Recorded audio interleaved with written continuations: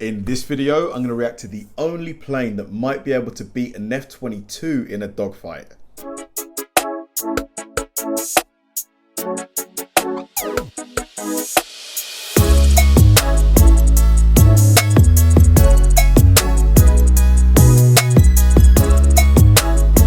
Hi guys, and welcome to another episode of Kabir Considers. This is the place where I react to music, media, sports, anime, anything related to popular culture.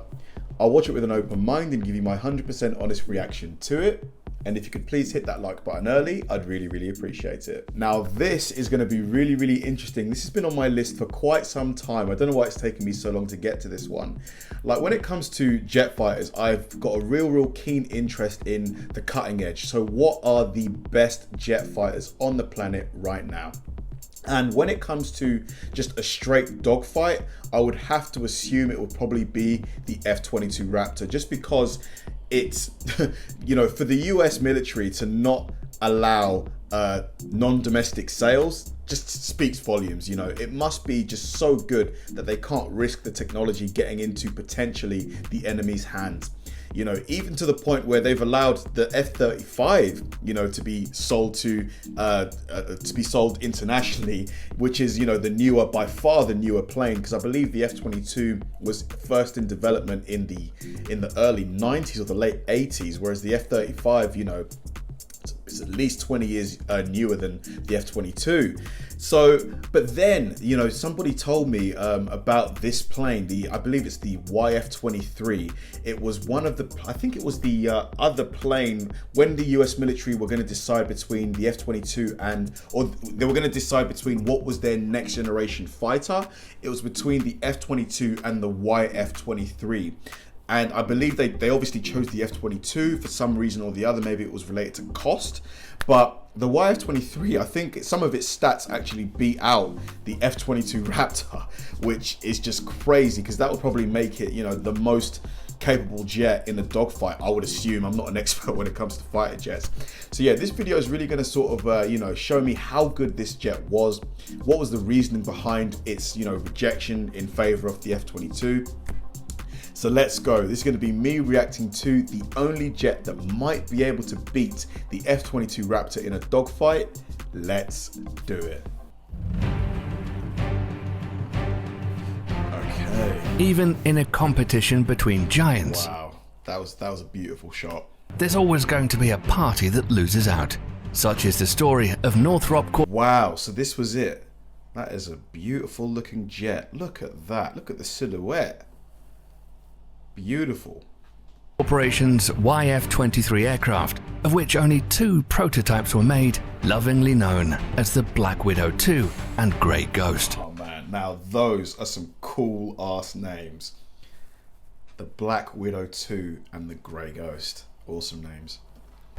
Today, most people have forgotten about this phenomenal aircraft, and even those who remember it have placed it as a footnote of history, as the aircraft that lost out to the mighty Lockheed Martin's YF-22, now known as the F-22 Raptor. But the aircraft that Northrop Corporation produced was anything but unforgettable. Today, we will dig up the past and tell you why the YF-23 was a masterpiece of modern engineering.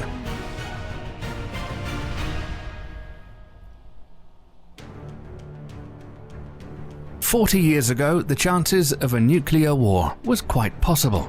With 2 superpowers involved in an invisible war, it was felt that But this was the Cold War, right? Yeah, must be.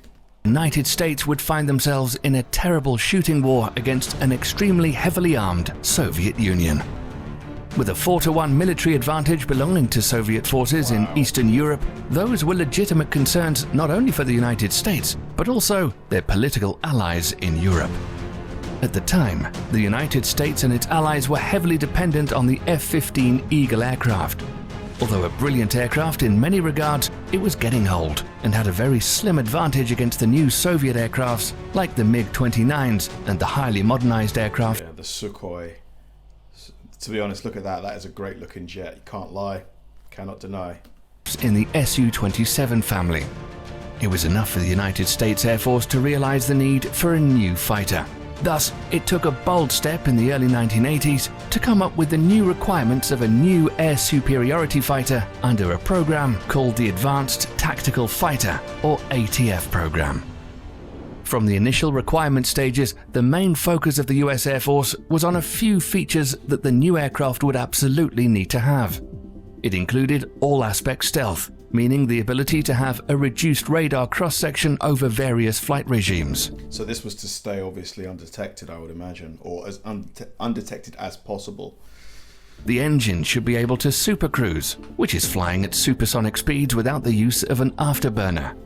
The use of composite materials and new alloys in construction processes to... I imagine the desire for non-dependence on an afterburner is probably related to wanting to minimize fuel consumption, because I believe afterburners consume a huge amount of fuel. Let me know if that's correct in the comment section. To reduce the overall weight of the aircraft, advanced fly-by-wire systems to make the aircraft more maneuverable, and finally, the aircraft should have short takeoff and landing, or STOL, capabilities. Right, that's probably to aid in landing and taking off from carriers, I imagine. After the initial years of evaluating proposals and designs, the prototyping and flight testing contract was awarded to Lockheed Martin's YF22 design and Northrop Corporation's YF23 design in 1986. Northrop Corporation has always had a history of building high-performance aircrafts. Its founder, Jack Northrop, was the first aviation designer to pioneer the flying wing concept, which led to the eventual development of the B-2 stealth bomber. Yeah, buddy. For me, best looking aircraft ever made. Ever made.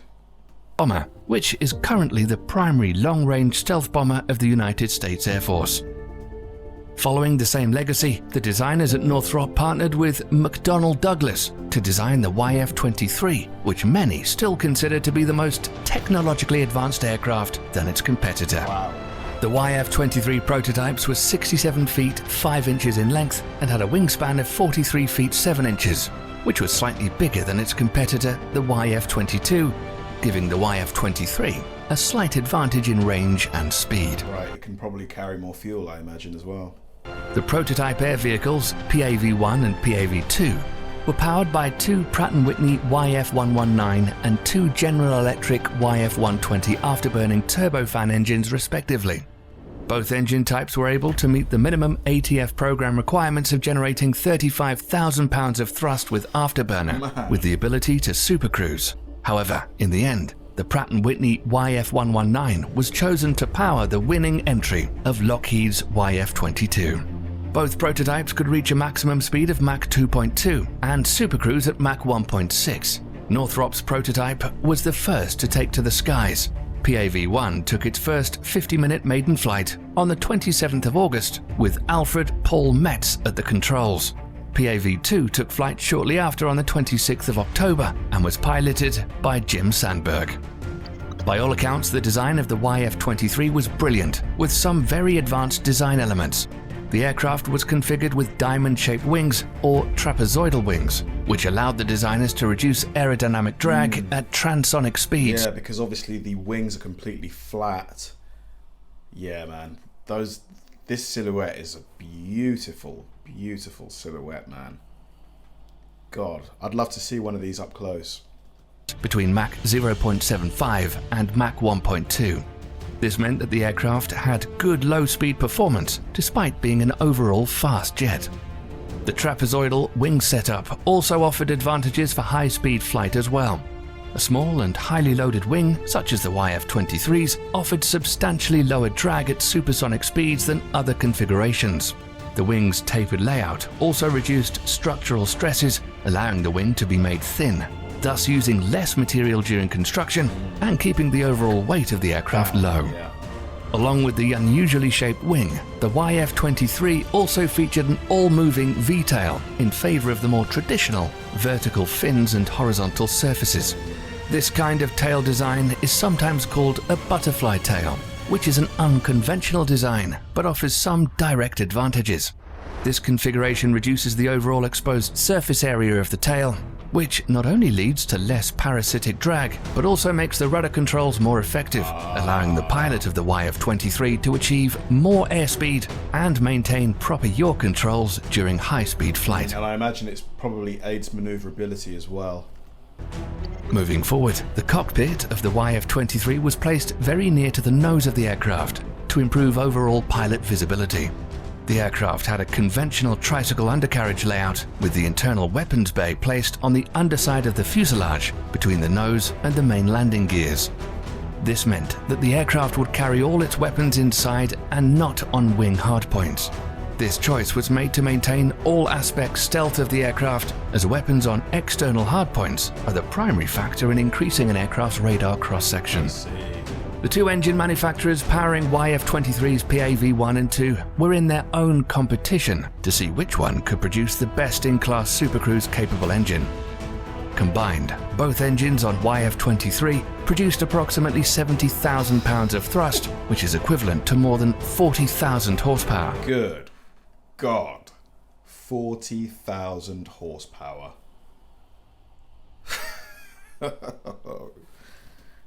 In comparison, an average Arleigh Burke-class destroyer has a total of 100,000 shaft horsepower. This new generation of engines almost doubled the thrust available to the YF-23 from its nearest counterpart in the US Air Force service, the F-15 Eagle, whose two Pratt & Whitney F-100 engines could only produce around 40,000 pounds of thrust in the afterburner setting. This increase in engine performance was a big technological breakthrough for the ATF program, as it led to the creation of the first supercruising jet fighters in the world. It meant that fighter jets would no longer have to rely on gas-guzzling afterburners to reach supersonic speeds. Yeah, I knew it. Afterburners definitely consume a ton of fuel, saving valuable fuel and increasing the overall range of the aircrafts.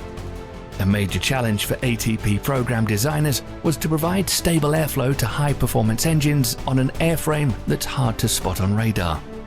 Simply put, the issue had to do with boundary layer air that spreads around the aircraft's fuselage as it flies.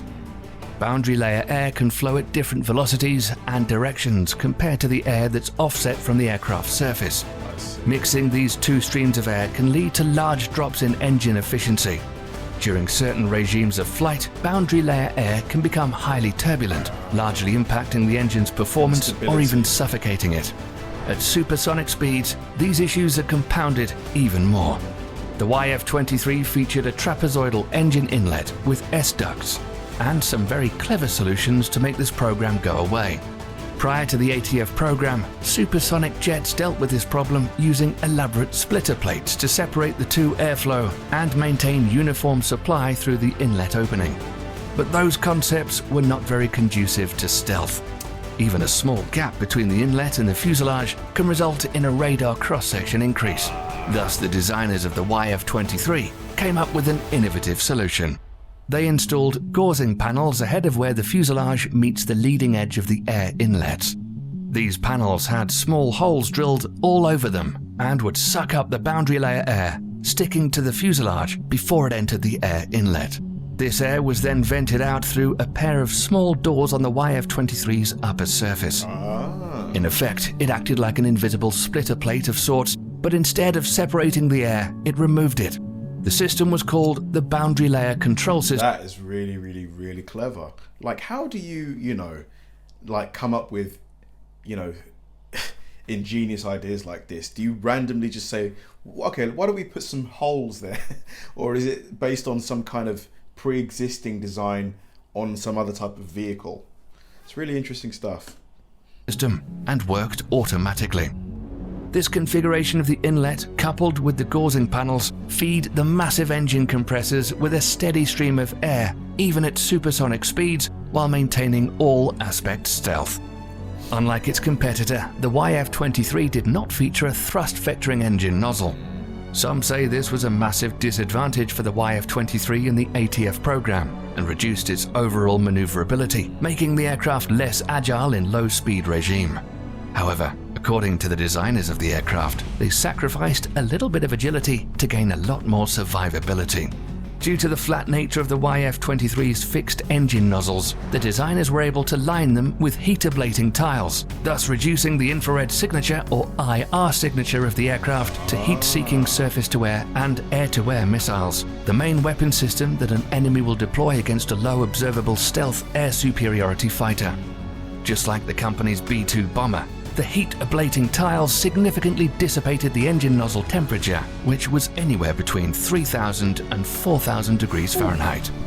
On the other 3,000 or 4,000 degrees Fahrenheit.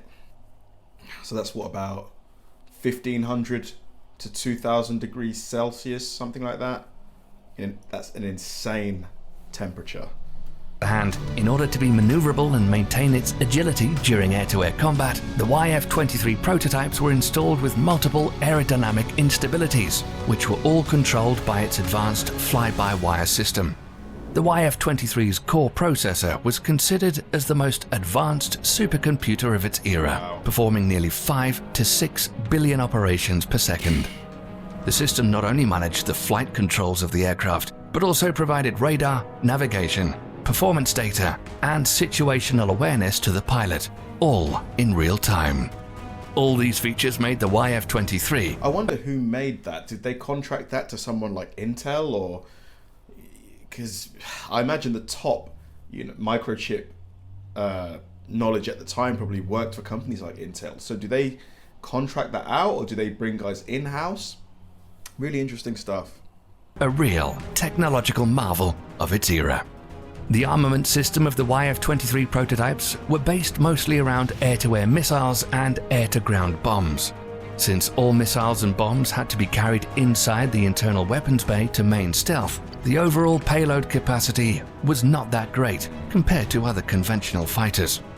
Despite this, all the necessary weapons needed in an air superiority fighter were available to the YF-23's pilot.